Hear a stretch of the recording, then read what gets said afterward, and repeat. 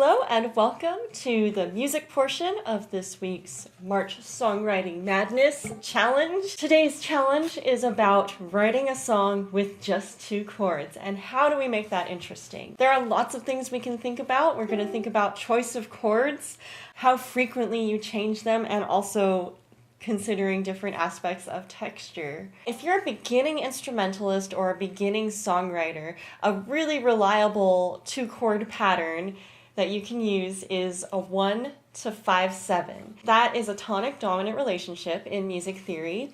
Basically, if you are in the key of C, the fifth scale degree is G, and that is the dominant. So you're going to use a G7 chord. And that makes your ear really want to hear C again.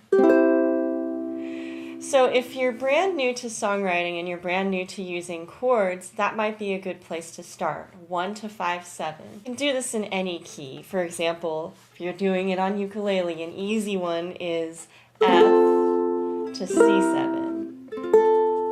You can also consider D to A7. The dominant chord doesn't even have to be a 7 chord if you don't want it to be. You can make it just regular G to D, and that could be fine. In terms of triad chords, there are a lot of ways you can go besides just 1 and 5 if you want. One of the ones I like to do is going from 1 to major 2/7. So for example, what I just did was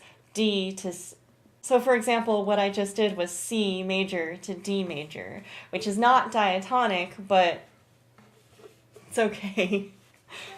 You can also think about that second chord as being the first chord if you wanted to go from D to C. That would make it the flat 7, which kind of gets its own flavor. A really cool combination of two chords that I also enjoy is a minor chord going to its major 4th. So for example, if you go from D minor to G major, it sounds really cool. This is G minor to C major. It's kind of nice because it sounds like it doesn't really land anywhere, and sometimes that's what you want in a song. So experiment with what chords you like. If you want to add even more complexity, you can do things like adding a 7th. Major 7 chords are really pretty. You can add a 6th if you just play a ukulele without any fingers down. That's actually a major 6 chord.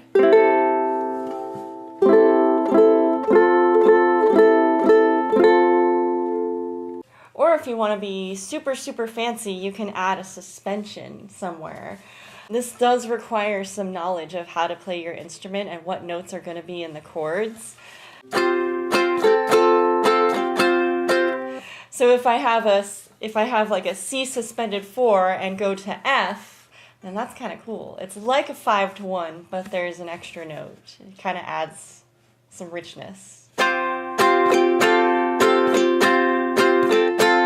Once you've found two chords that you really love together, the next thing to consider is the frequency of changing. So are they going to be the same frequency throughout the whole song? Is it always going to be 1?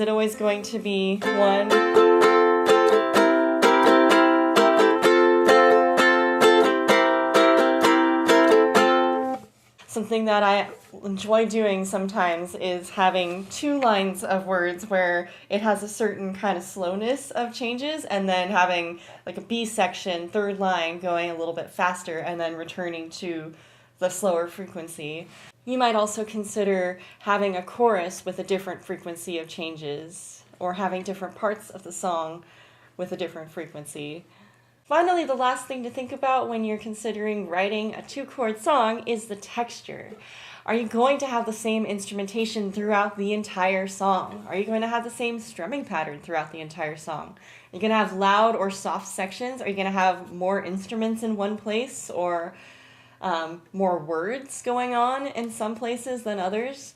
That is something to consider. You can totally change the feel if you're playing a string instrument by changing the strumming pattern. If you're playing piano, you can change from block chords to broken chords. If you add multiple instruments like I do, I consider when is there going to be instruments and when's there not going to be instruments. When's there going to be a bass line, when is there not going to be a bass line. So there's a lot to think about.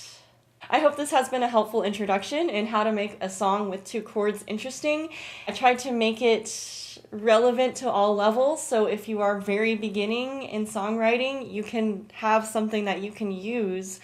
And if you're totally super advanced and have written a ton of songs before, then hopefully you learned something new that you can try today.